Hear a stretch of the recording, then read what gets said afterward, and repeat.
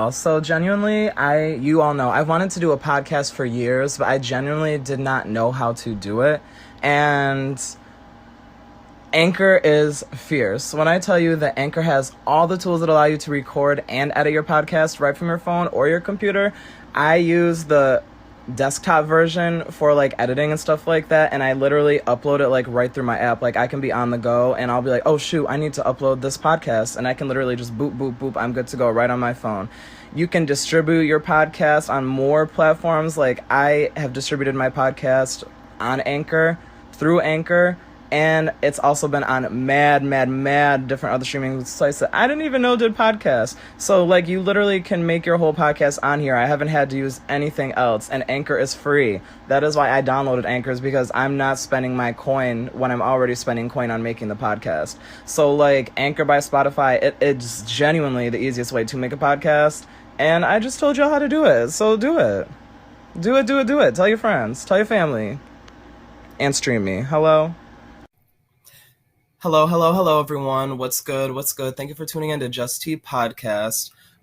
So a little update. Wow, words. Starting off great. So update is I'm officially available on iHeartRadio as well as Pandora. So when you go type in JusTea podcast, you can find me on Anchor, Spotify, Apple Podcast, Google Podcasts, Amazon Music, iHeartRadio. Make sure that you all are commenting too, because I also interact and engage. I'm on TikTok Live. You already know that. I engage with the people on here as well. So honestly, I don't know if this is like a personal thing, if it's just me, and do not take this in any type of negative connotation. But like mentally, I've been really going through it.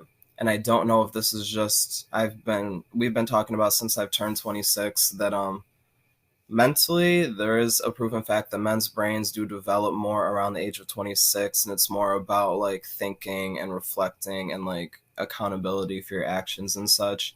And so, very much when I turned 26, and I've been telling people that like I feel different and that I've been changing and that everything's just not the same, like I have been meaning that.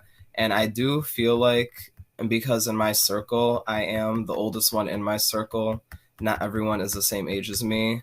I do feel not heard, and I do feel like people don't understand. And this is also, we're going to dive deeper. So I'm for starters, I'm a Cancer. I take my relationships with people way more seriously than people typically should. And then I end up disappointing myself because I set the bar so high for people that I let in my circle. I'm a very adamant person on, if you do not want someone in your life, regardless if they are family, friends, or even anybody, they do not have to be in your life. You never have to force people to be in your life. And anyone that believes that is selfish. But I'm also heavy on the fact that you need to surround yourself and your circle with people that are going to help you grow as a person, are going to help you. Everyone says that being around people that benefit you is selfish. No, it's not. Because at the end of the day, happiness is the most important thing. And if you are not happy with your friends, if you're not happy with your partner, if you're not happy with your family, and you've addressed it and you've put boundaries in place and they still disrespect those boundaries, you need to cut them off. And you are going to be mad and hurt. You're going to feel alone. You're going to be ostracized. But it is necessary for growth. People come and go. They genuinely, really do. 7, you're on here. Facts, and it's a fact. But that is just my little intro. So, okay, so back to me talking about the fact that, yes, I'm 26. I've said that 8 times now. But the mental thing. So when I was younger and teenager and into adult years, I was what they called, quote unquote, societal expectations of popular. I'm shaky because I'm tapping my screen. I'm not shaking, y'all. I'm tapping my screen and giving myself likes because, yeah. But no, I'm not shaking. It looks like I'm shaking. That's awkward. Sorry. I'm not shaking. Let me put my phone down. Okay. Screw the likes. But I only do the likes because then it makes it so more people can view it. If you give yourself likes on the videos, that's why you'll see people like come and go on the TikTok live. Little life hack, y'all. Tap your own screen.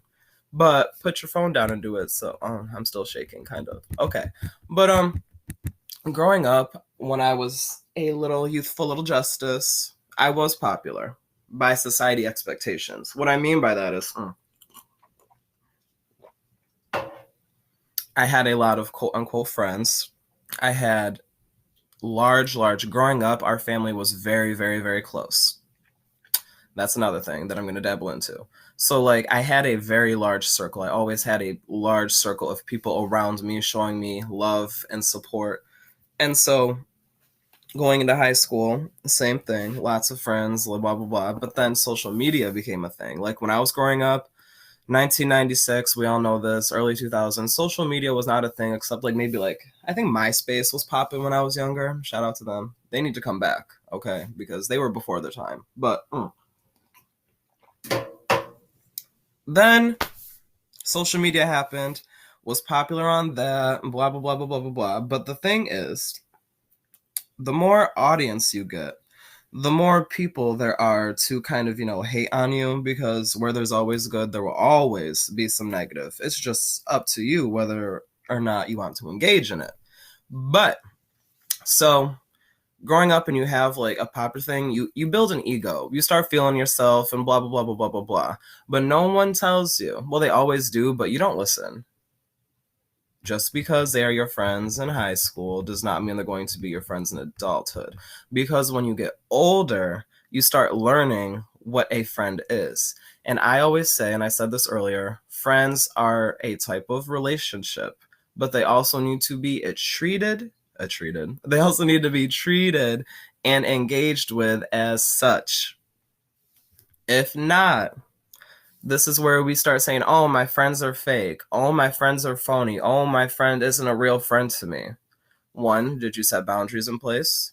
Two, do you know what an actual friend is? And three, if you want your friends to act like your friends, you need to do the same thing. So I'm very heavy on, if you are my friends, I expect respect. I expect understanding. For me, a friend, it's not just going to be surface. If you are not like, first of all, like if you don't know me as a person, you're not a friend. You are, no. If I haven't opened up and vented to you about serious tumultuous things in my life that I've went through, or even positive things, and like you don't know that, like for starters, if you don't know my birthday, you're not my friend. If you don't know what I do for work, you're not my friend. If you have never hung out